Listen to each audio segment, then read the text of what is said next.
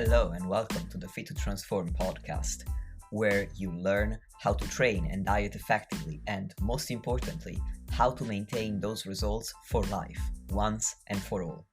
I'm Nikias Tomasiello, a transgender training and nutrition coach working online with anyone who's ready for a true lifestyle transformation, anywhere they may be in the world. As a friendly reminder, any and all information provided is for educational purposes only. You should consult with your doctor before implementing any changes to your diet and exercise program. With that disclaimer out of the way, thank you for being here. Now grab yourself a cup of tea or pre-workouts and enjoy. Yo, dear listeners, welcome back to the podcast. Today, I've got Dr. Scott Forbes as a special guest, and we're going to discuss everything you need to know about creatine supplementation. Dr. Forbes, thank you very much for making the time for me today. Happy to be here. When I start a podcast, I always like to know from the guests themselves who you are, what you do, and why you're so awesome at it. Yeah, so my name is Dr. Scott Forbes, as you mentioned. I'm an associate professor at Brandon University, which is kind of a small university in Canada. And so part of my job is conducting research, but I also teach in the exercise science stream at our university as well. And most of my research involves looking at different nutritional or dietary supplements combined with exercise to enhance muscle health. But we've also began to look at how these supplements can also influence other tissues in your body as well, including bone tissue and brain tissue as well. So that's kind of been some emerging kind of areas that we've started to explore in our lab at the university. That's really fascinating. And I think we'll touch upon some of that research in today's podcast, given creatine's benefits. This is a small spoiler for the audience. But thank you very much for the introduction.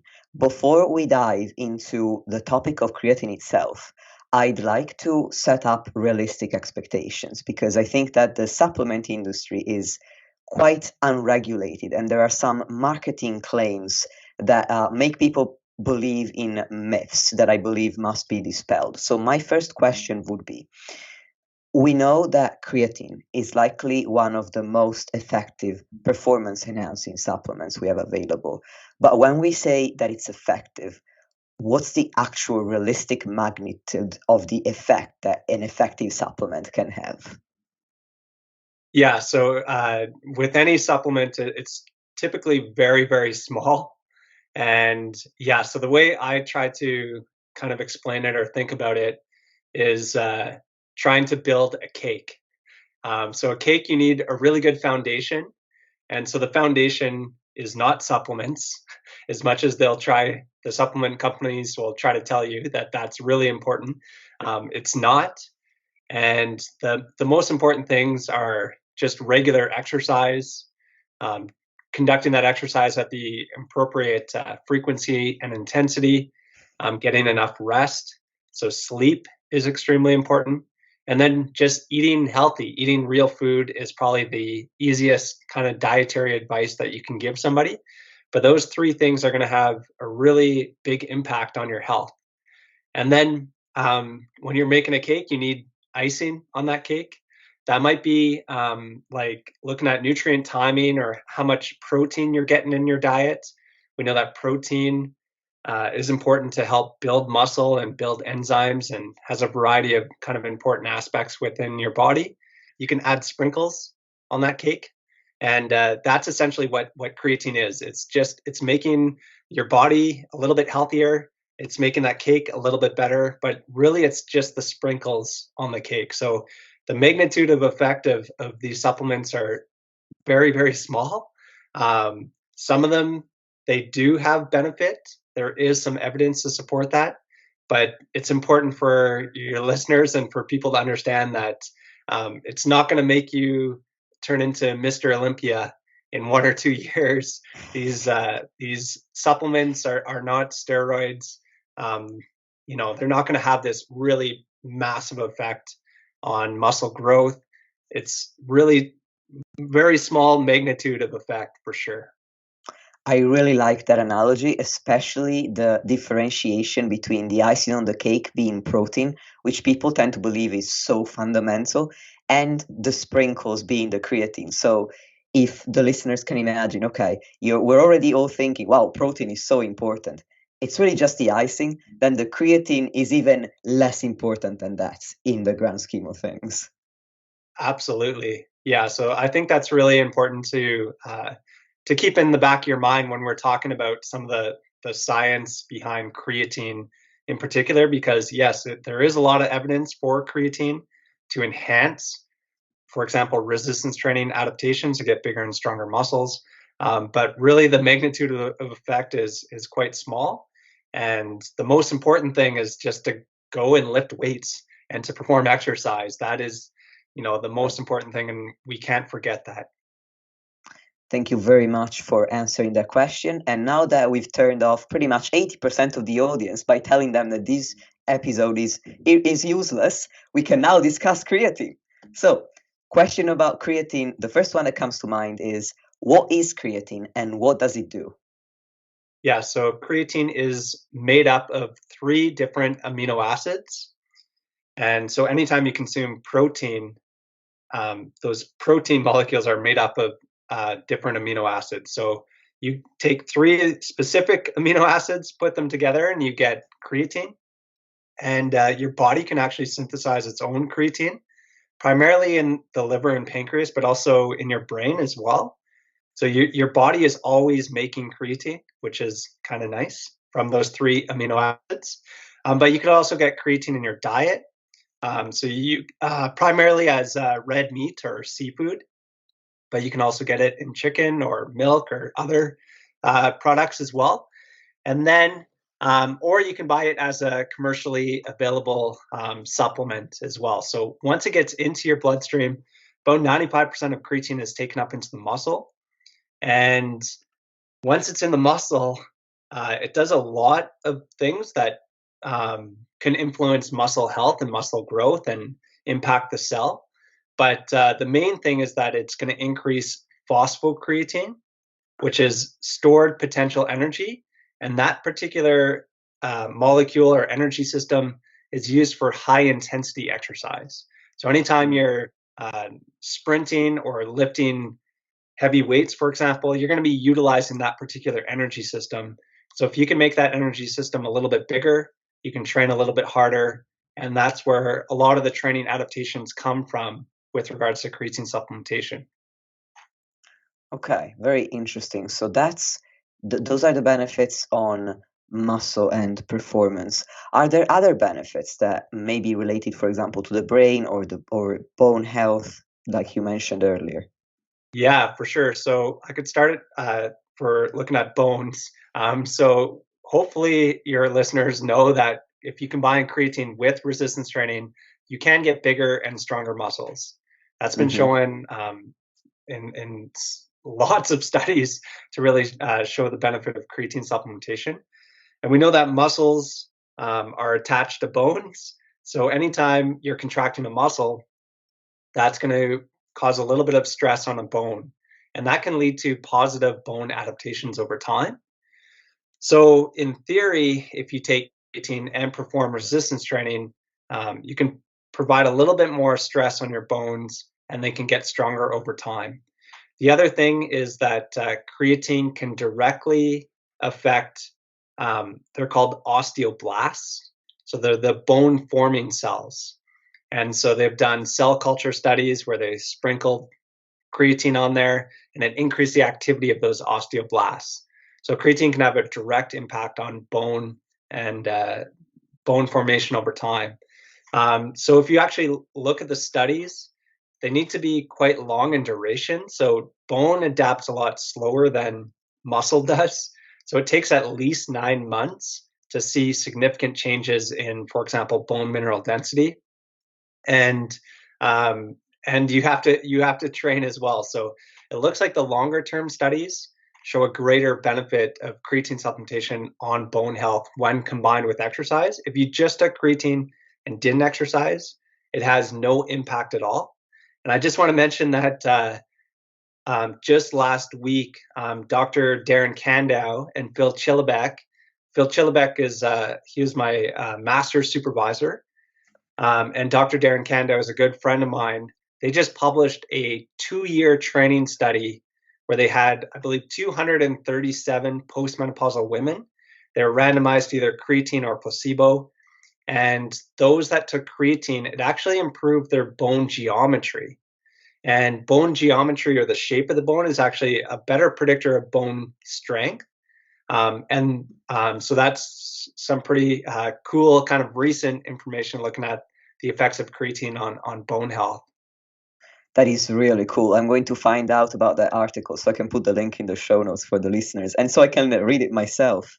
That's really Absolutely. interesting. So my understanding, based on what you said, is that creatine can have, in combination with exercise, an indirect effect on bones, because by resistance training we can strengthen muscles and therefore strengthen bones, but it can also have a direct effect on bone by acting on the osteoblasts and increasing their activity, and osteoblasts create new bones, so they increase bone turnover.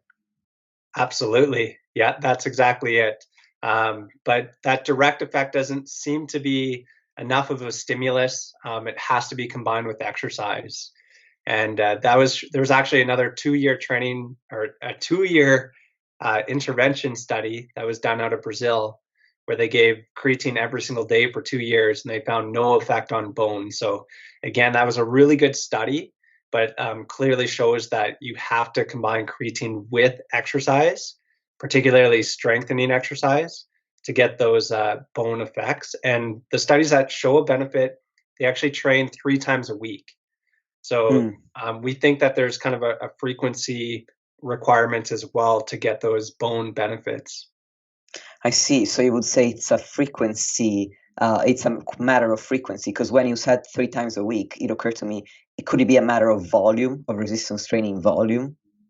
It definitely could be. So there's no study that I'm aware of that's compared, for example, training twice a week versus 3 times a week with the same training volume, looking at bone adaptations. Hmm. So yeah, there's lots of things to investigate still, and more questions to answer. But yeah, I would speculate that it's probably a certain volume of exercise that's required, but it also has to be done at a certain intensity as well to get those bone Hmm. benefits. That makes sense. Just like hypertrophy needs to, well, requires a certain level of intensity as well as a certain level of volume in order to occur. So that makes a lot of sense. Thank you. So those are the benefits on bones. Are there any on cognition and brain health as well? Yeah, so that's definitely an emerging area of research looking at the benefits of creatine on your brain. So your brain is different than at your muscle. So your muscle has a lot of creatine transporters, and it is easily influenced by creatine supplementation. So if you take a creatine supplement, you get about a 20 to even up towards about 40% increase in the amount of creatine or phosphocreatine within your muscle. But at the brain, it's a lot more challenging to get creatine into your brain, and again, it might be based off dose or duration of study, things like that. But your brain could also synthesize its own creatine. So it doesn't rely on just exogenous dietary intake or supplementation of creatine. It can actually make its own creatine. So there are some differences between the brain and the muscle. We also know, for example, vegetarians or vegans who don't consume a lot of the foods that contain creatine, they actually have lower amounts of creatine within their muscle than omnivores, those that eat meat. And they tend to be more responsive to creatine from a muscle performance perspective. But from a Mm, brain perspective, there's some pretty cool studies looking at vegetarians and omnivores, and they actually have the same amount of creatine within their brain. So your brain interesting. maybe does a good job of kind of controlling how much creatine is in the brain, And yeah, so what are some of the benefits of having creatine in the brain? Well, we know from certain creatine deficiency syndromes, so people that are born with certain genetic errors, essentially with creatine transporters or the ability to synthesize creatine, they tend to have some kind of uh, functioning problems within their brains. And we know that supplementation could be a benefit in those particular populations. So that's some pretty cool research and some strong evidence that creatine definitely influences how your brain functions. And then we know in animal models that creatine can enhance memory, that it can enhance kind of how your brain functions. And there's been a few human studies to support that as well.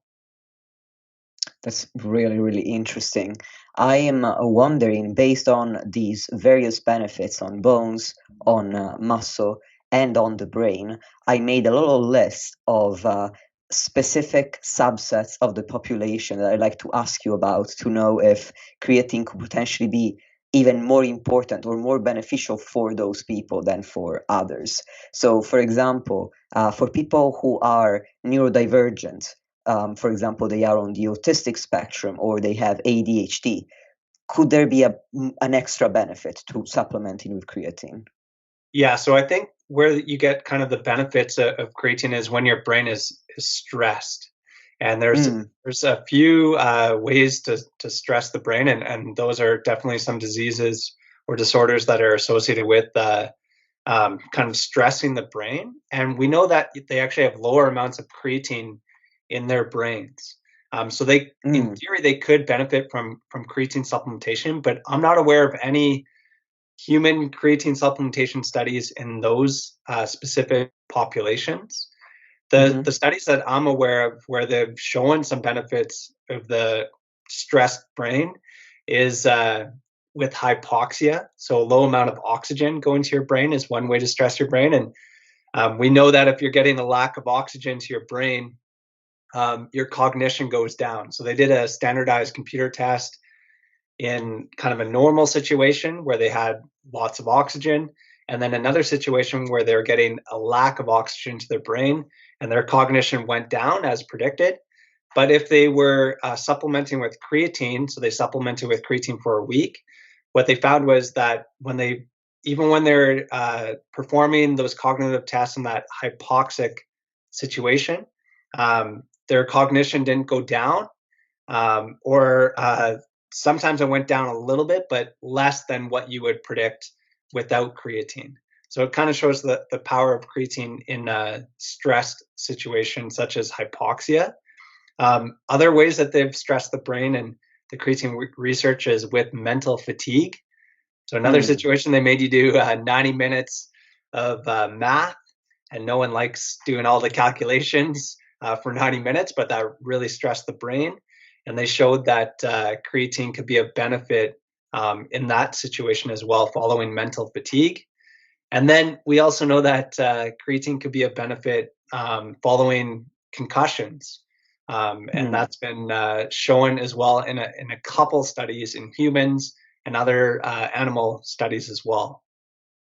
That's really interesting. I think that the potential benefits on mental fatigue could, in some sense, I would be interested essentially in seeing studies on people with ADHD and autism. I have a lot of clients who are neurodivergent, and they do report high mental fatigue because they have to often mask to conform to neurotypical society, or they get sensory overload, which leads to more mental fatigue than a neurotypical person wouldn't deal with. So I'm wondering, maybe even if creatine doesn't really affect their neurology, potentially could have an effect on their mental fatigue in that case. But obviously, if you say there are no studies, then that's an area that I would be interested to see more research on. Yeah, absolutely. That's definitely something that has to be explored a little bit further. There are, we just did a pilot study in stroke survivors, and we showed that combining creatine with exercise resistance training, it actually improved their walking speed more than Wow. the placebo, which was pretty cool. And another way that people stress their brain too is with sleep deprivation.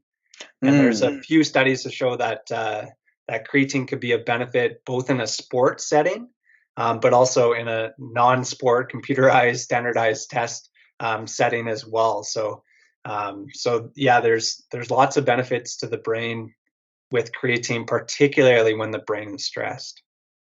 Very interesting. And then another specific population that I was thinking about was the elderly, particularly because of the benefits associated, well, the benefits that creatine can have on bones. So do you think that there would be that the elderly could benefit in particular, especially from creatine supplementation? Absolutely. So we know that creatine combined with exercise, again, so that foundation exercise, which is Yep. so crucial. We know that it's a benefit to enhance their muscle performance. So not only are they going to get bigger and stronger muscles, but they're also going to be more functional as well. So one way in the lab that we measure that is just a sit to stand test. And so they go in a chair and they stand up, they go in a chair, stand up, and they perform better when they take creatine. And so that Mm. test has actually been associated with falls risk. So if you perform poorly on that test, you're more likely to fall. And so we were pretty excited when we found that creatine could actually benefit that functional task in an older population. So there is lots of evidence to show that creatine is a benefit from a muscle performance for older adults or elderly population. And we also know that the studies looking at creatine combined with exercise on bone health as well have been done on older adults. Most of the studies have been done on older adults, and those are the ones that are benefiting. Maybe not necessarily bone mineral density, but bone geometry is improving and bone strength is enhanced with creatine supplementation. So those are some pretty promising benefits. So if you are an older adult, I highly recommend considering creatine supplementation. And then lastly, from the brain level, there's, as I mentioned, there's very few studies to actually look at creatine supplementation. I believe there's 11 studies or so that have looked at creatine on cognitive function, and the ones that are done in an older population tend to show greater benefits. Wow. So it seems to have a greater effect, at least at enhancing memory in older adults as well. So definitely, if I was 65, 70 years of age, I would really consider taking creatine supplementation to enhance a variety of different tissues within my body. That's fascinating. Thank you for explaining that. You already covered vegetarians and vegans by explaining that they have a lower concentration of creatine within their muscle. So clearly, for them, more so potentially than omnivores, creatine could be important, or at least more so than omnivores who do consume seafood and red meat, it sounds like.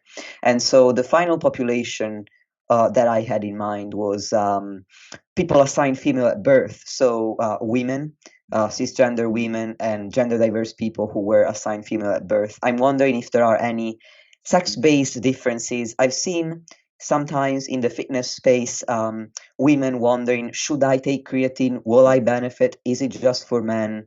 What's the answer to that?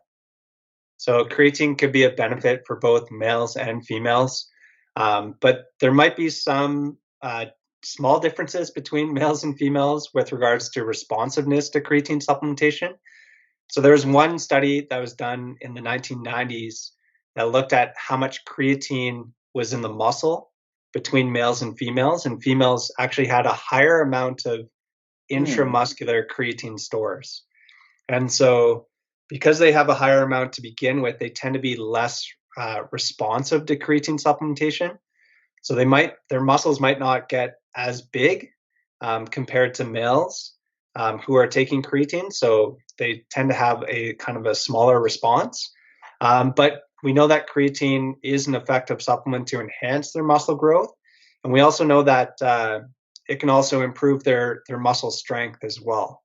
So it is going to be as effective in females compared to males from a strength perspective, but maybe the muscle growth is going to be slightly different. And very recently, Abby Smith Ryan, she's a phenomenal researcher, kind of in the supplement exercise world, but focuses a lot of her research on females and which is super super important. And she recently published a paper looking at creatine across the menstrual phase Mm-hmm. or across the menstrual cycle, and she looked at water retention on the different phases, and she showed that females in the luteal phase tended to store a little bit more water compared to the follicular phase of their menstrual cycle. So it seems like some of the hormones and across the menstrual cycle might differ in a female population as well. Wow, that is really interesting. Thank you for covering that. I'm going to research this Abby Smith Ryan as well. I am getting lots of names that I want to learn more about today. Thank you. Absolutely, So, yeah. You need to have her on the podcast. She's the best. oh, I will do my best. If she's willing, I am definitely interested. So, if you're listening, Abby Smith Ryan, reach out to me. Thank you, Scott. Anyway, so it sounds like creatine could essentially benefit the majority of people. Is there anyone for whom creatine might not be safe, or considerations to make about any negative side effects that creatine could have? Yeah, so that's a great question. My general answer is that creatine is safe for almost anybody, but if you have kidney dysfunction, that would be one situation where I would recommend that you go talk to your physician, to your nephrologist, your kidney doctor, and maybe consider creatine supplementation, or maybe you might not want to consider creatine supplementation. Just like if you have kidney dysfunction, you might not want to consume a really high protein diet. Same thing with creatine as Oh, well. But for healthy people, I highly recommend creatine for a variety of different reasons, different tissues, and from younger adults all the way up to older adults could all benefit from creatine supplementation. so if somebody has healthy functioning kidneys, you would not think that creatine would be a concern. Yeah, so creatine is extremely safe, and there's no evidence that creatine damages your kidneys. But if somebody does have creatine Hmm. dysfunction, that chronic kidney disease, for example, I would suggest that they go talk to their physician. So that's the only kind of situation that I would be a little bit hesitant to recommend creatine in that particular population. But that being said, we know that individuals that are going through dialysis, that process, they actually lose a lot of creatine. And so they also tend to lose a lot of muscle mass, and they have difficulty with some of their cognitive function as well. And so creatine could be a benefit for those things. And so there's actually a group from the Netherlands that are starting to look at creatine supplementation in individuals receiving dialysis. So that'll be Mm. really cool when that research comes out to show that perhaps creatine is safe in those populations and could be a benefit for those individuals as well. That makes a lot of sense. I'm wondering, why is it that if you have pre-existing kidney conditions, creatine could be unsafe? What would be the mechanism there? So just like consuming kind of a high protein diet just makes your kidneys work a little Work bit hard. harder. Hmm. But the one thing, so people always say that creatine causes kidney dysfunction is because creatine is non-enzymatically degraded or broken down into creatinine. And Okay. creatinine is used to estimate kidney function. So if your creatinine levels go up, then they basically assume that your kidneys are not doing well. But Hmm. that's not the case as well. And there's other markers that you should use if you are supplementing with creatine. It's called cystatin C is Hmm. another marker. And we also know that creatinine is also increased if you're consuming a high protein diet. or if you have a lot of muscle mass as well. So if you're going to the gym, you're training hard, you're putting on more muscle mass, somebody might look at your blood markers and be like, "Whoa, whoa, your kidneys are falling apart," but it's just because they're using creatinine as that indicator. But it's well established that creatinine is influenced by a variety of different factors, including creatine supplementation, muscle mass, and dietary intake of protein. So we need to be I think we need to educate doctors from just looking at that particular marker and coming up with a conclusion without understanding the full picture. Yeah, I always have. That was a good point to make because I always have to remind myself to tell my clients, hey, I've suggested creatine. If you do start to take it, do tell your doctor because if they look at your blood, they might freak out. Absolutely, yeah. So, and if your doctor just thinks creatinine levels are going up, even if you're on creatine supplementation, that's really bad. I would perhaps try to find another doctor that's more educated with regards to creatine metabolism. That makes sense. And what one other potential circumstance under which people might wonder, is creatine safe? Would be pregnancy. Do you know anything about whether creatine is safe during pregnancy? Yeah, so I get that question all the time, and currently there's no evidence to show that creatine is either harmful or safe during pregnancy. Mm, In humans, there's been a few animal studies that have been done from an Australian researcher. Her name is Stacey Ellerly, and she's kind of leading the way with regards to creatine supplementation during pregnancy and in animal models. And I believe she's running human studies right now. So once she has published those data, then we can say whether creatine is safe or not safe during pregnancy. So my general recommendation right now is just to wait until the evidence comes out, but there's no reason or rationale to why creatine would be unsafe during that time. so ultimately, it's down to one's judgment to choose. Yeah, absolutely. That makes sense. Thank you. Now, we've discussed the benefits, the potential cons to consider. Now, I would like to move on to how, how to take it. Basically, which type of creatine would be best, what dosage. There are different methods. For example, there's a loading phase, which if you could explain what it is, that would be great.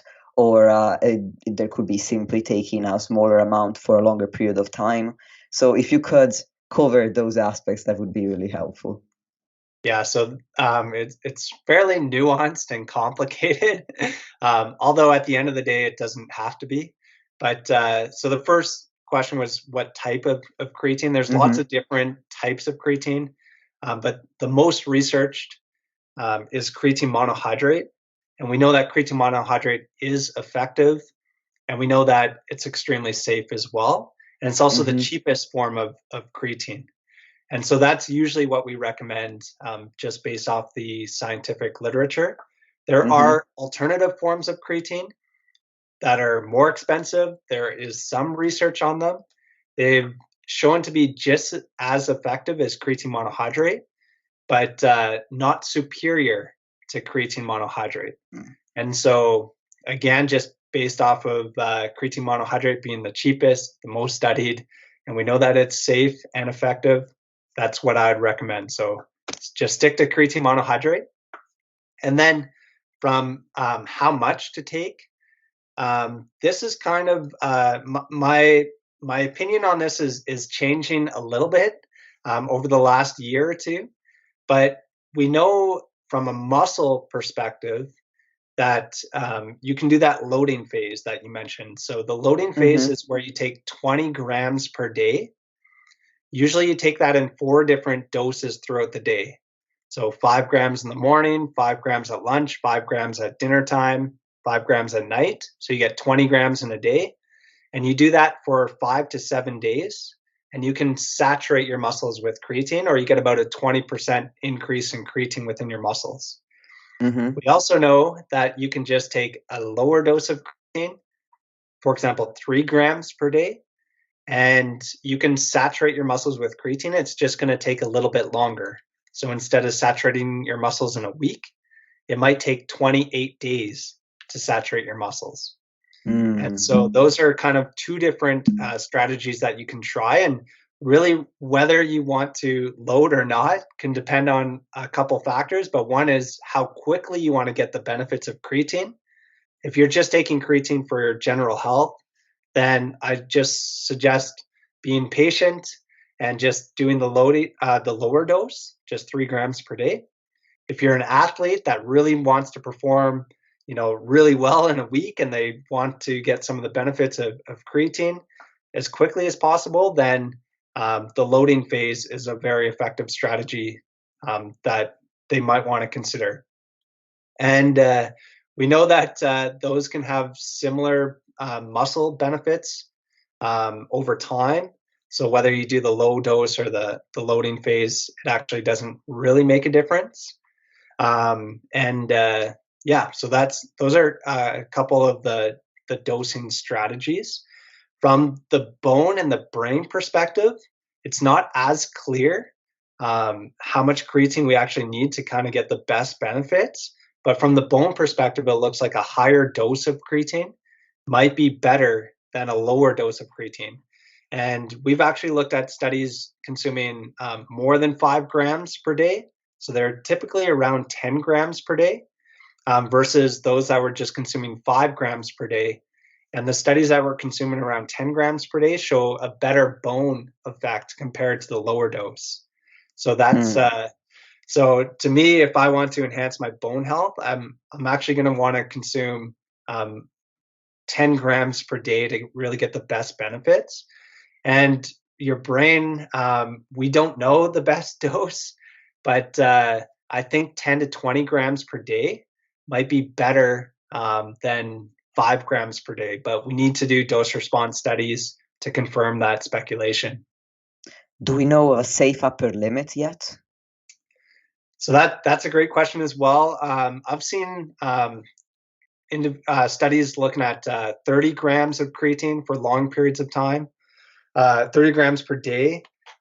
So we know that 10 to 20 grams per day is perfectly safe and fine to do for even long periods of time.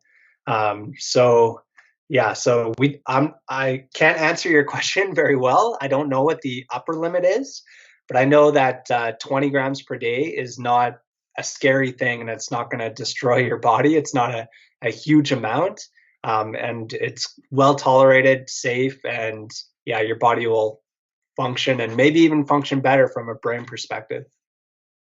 Thank you for clarifying that. I'm wondering, just to make sure that the listeners are all on the same page as us, when you do the loading phase, so you load the creatine for a short period of time, and then afterwards, would you go down to the lower dose for the chronic period of time, for a longer time frame? Yeah, absolutely. So once you finish that loading phase, then just to maintain saturation, typically they recommend 5 grams per day.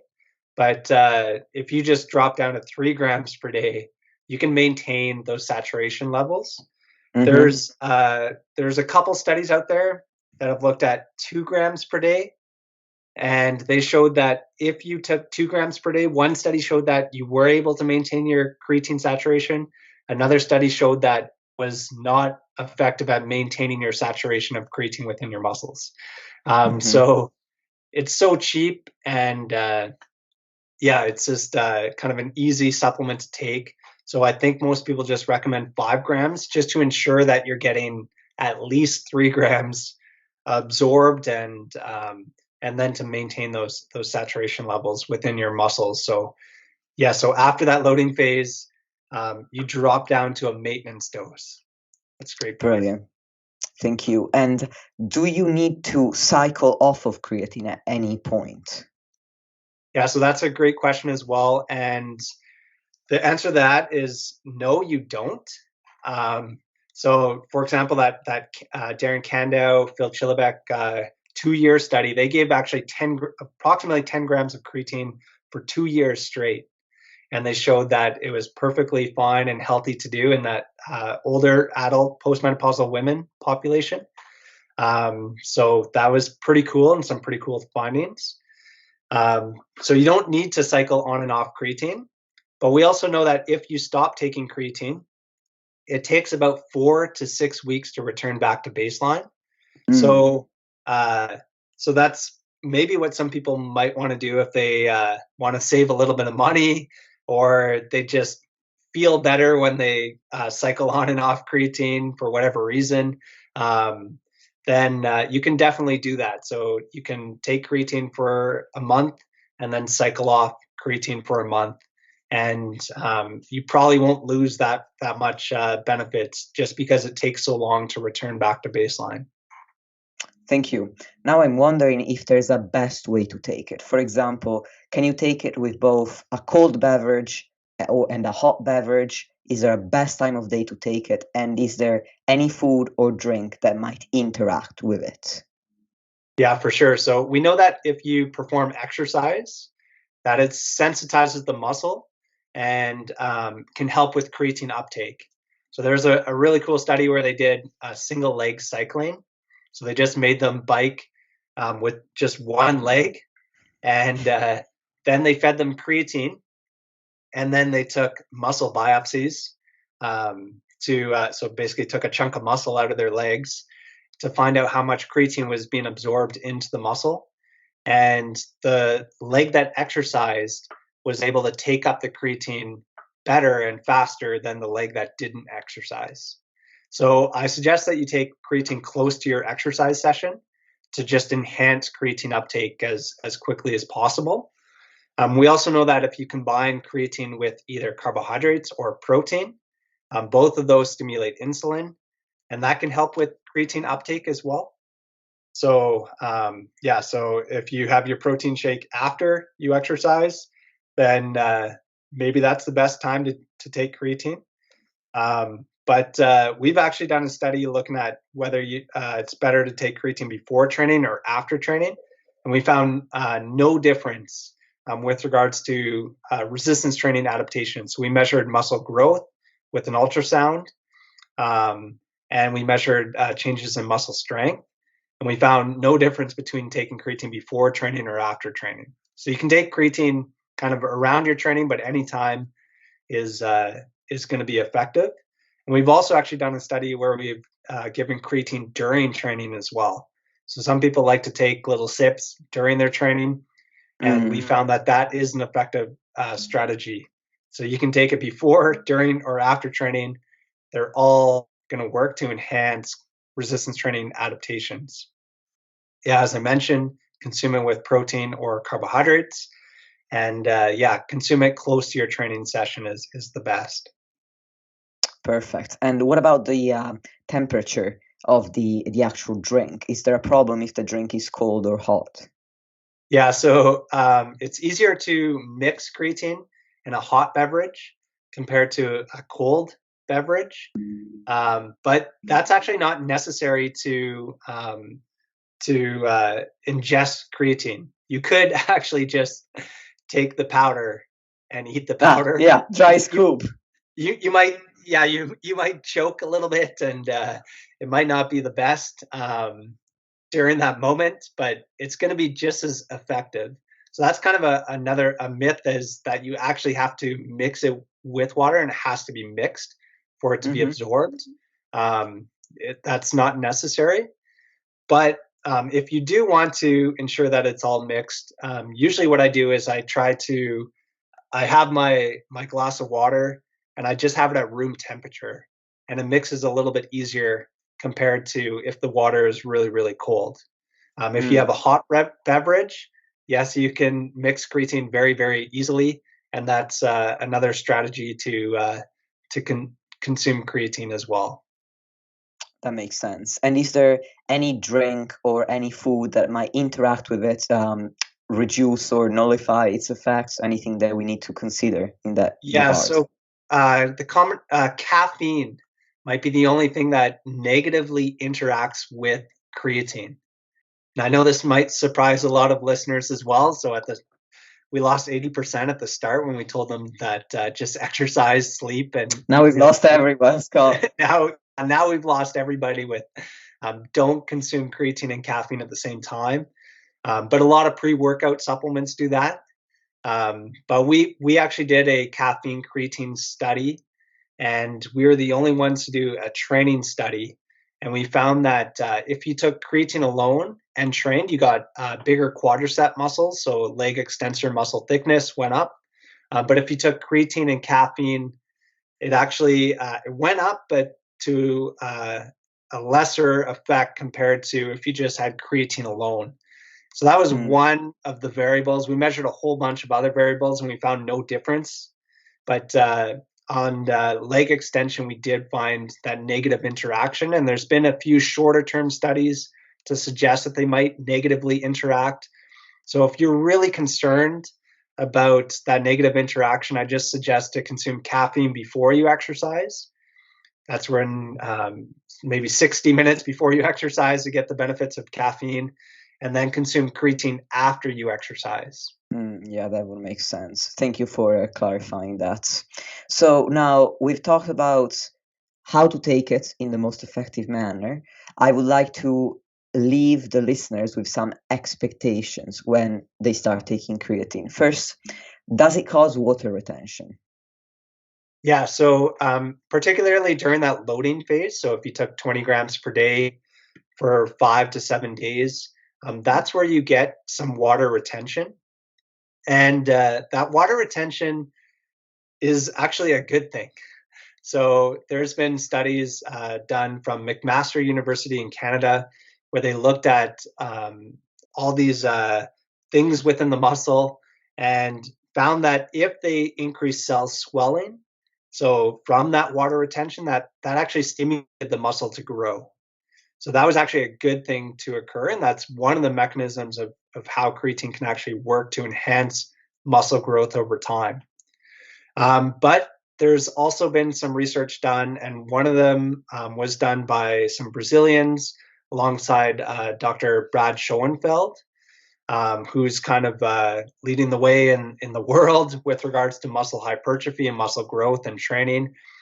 But what they found was that after 8 weeks of training, they looked at the ratio of intracellular water to skeletal muscle mass. And so what they found was that that ratio is actually the same after 8 weeks of training. So skeletal muscle mass went up, so they gained muscle, and proportionally, the increase in intracellular water went up as well. So that ratio actually remained the same at the end of the 8 weeks of training compared to at the start.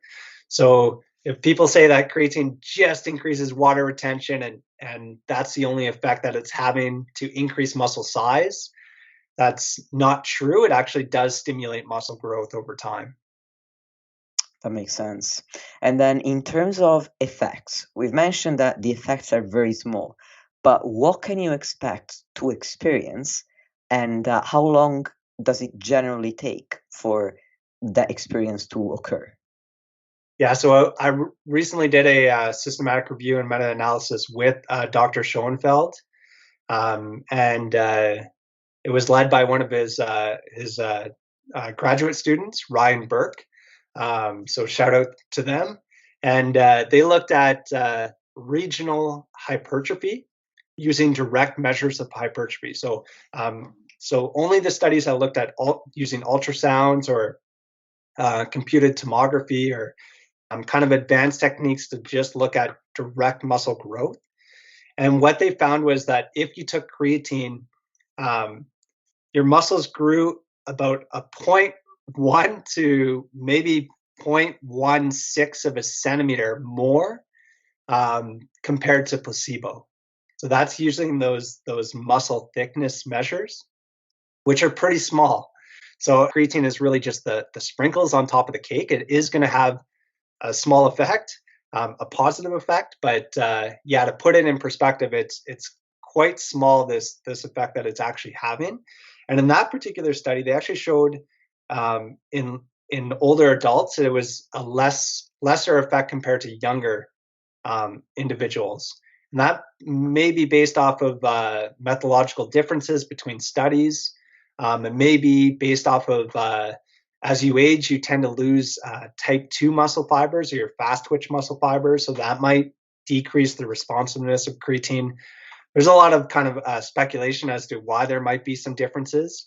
Um, and so one of the conclusions was that, yeah, just in older adults, it has a really small effect. The only thing I would say is that generally as we age, we lose muscle mass. And so even though it was a small increase, I think that's still promising from kind of a health and a functional standpoint in that population, is that not only were they able to maintain their muscle, but they were actually able to gain a little bit of muscle when they took creatine and performed resistance training, even in Mm, that older population when you expect that there's actually going to be a decrease over time. very interesting. However, from a visual perspective, somebody looking at themselves with the naked eye, they wouldn't probably notice anything. I'm wondering if, from a performance perspective, you might notice a difference when you're starting to take it once your muscles are saturated with it. Would you think that you would notice something? And if so, what would it be? Yeah. So again, the effects are relatively small, and so that's the thing that another question I commonly get is like, how do I know if creatine's actually working? And it's very difficult to actually know if it's working unless you're a part of a big study and we can look at the mean differences and tease out that small effect of creatine. But yeah, to observe a zero point 0.1 centimeter difference in muscle thickness is like you're not going to be able to really see that, but you might just feel a little bit better. Your strength might go up a little bit, but yeah, that's kind of one way to know that creatine is working. But yeah, it's hard to know if it's the actual magnitude of effect that it's having on you individually, because the effect is definitely quite small. You use the term individually, which leads me to my final question. You've kind of implied it as you were answering other questions, but I just want to make it very clear for the listeners. Is there a spectrum of responders to creatine? Does everybody respond the same? Is there anyone who might not respond at all? Yeah, so there was a nice study done by another Canadian researcher. His name was Dr. Dan Siratak, and also collaborated with let me get his name, Dr. Gordon Bell. So Hmm. they're from the University of Alberta, and what they looked at was responders and non-responders to creatine supplementation, and they found that there's two variables that predicted responsiveness to creatine. One was how much creatine they had in their muscles to begin with. And so we know vegetarians have lower amounts of creatine. There's some evidence that older adults, particularly in their vastus lateralis, so one of their quadricep muscles, have lower amounts of creatine. So in theory, both those populations might respond better. But the other variable was actually your fiber types. So we have kind of two major fiber types: slow twitch and fast twitch fibers. People with more fast twitch fibers, so those are the important fibers for sprinting or doing explosive activity. They tend to respond better to resistance training, but they also respond better to creatine supplementation. So I mentioned Mm. previously that older adults might have lower amounts of creatine within their vastus lateralis, so they might be more responsive. But we also know that as you age, you tend to lose your fast twitch fibers, so that might make them actually less responsive to creatine supplementation. So those are kind of the two main factors that can determine responsiveness. So to answer your question, not everyone is going to respond the same to creatine.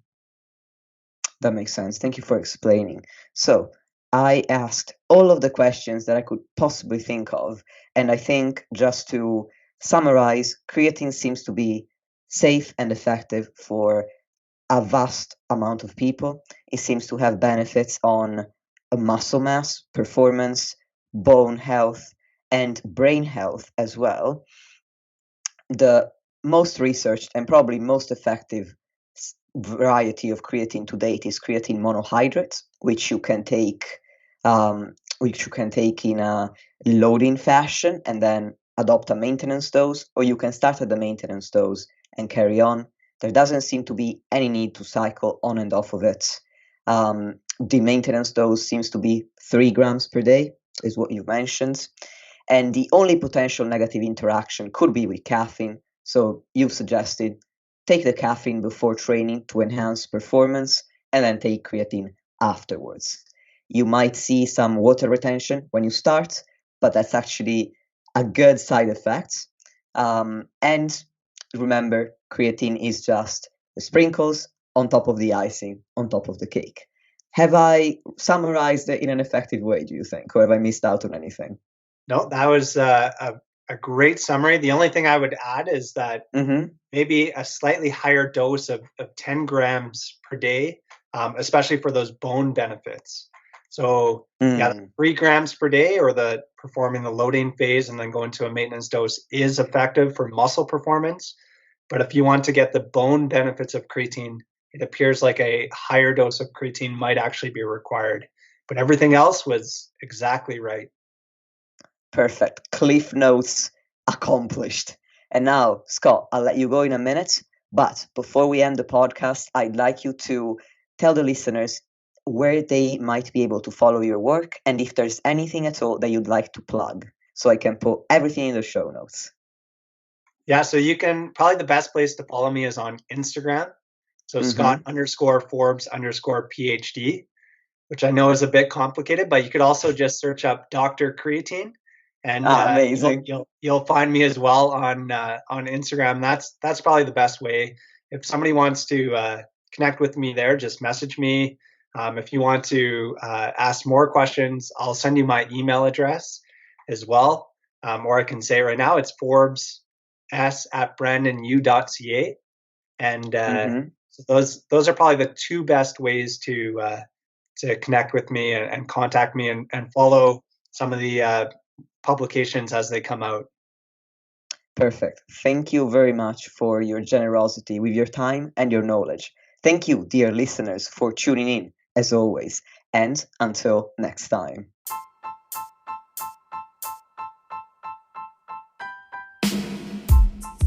Lastly, if you want to support the podcast and help me reach more people, please leave a 5-star rating or review on any podcast platform that you're using. Thank you very much for listening, and I'll speak to you soon.